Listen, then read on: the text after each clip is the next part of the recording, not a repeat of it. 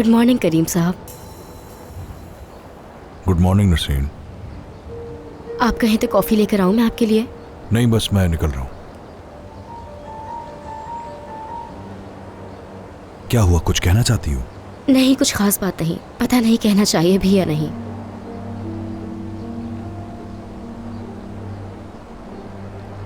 कहो जो कहना है। दरअसल कंपनी से कॉल आई थी मुझे, लेकिन समझ नहीं आ रहा मैं कैसे जाऊँ। तो मैं ये पूछना चाह रही थी कि क्या आपके साथ आ सकती हूँ? मुझे इसकी करीम से ये बेतकल्लुफी अच्छी नहीं लग रही। बिल्कुल नहीं लग रहा कि ये लड़की अपने भाई के डर से घर छोड़कर यहाँ आ गई है। हाँ बिल्कुल, क्यों नहीं। क्या सच में? हाँ बिल्कुल। ठीक है, मैं जाकर अपना पर्स लेकर आती हूँ।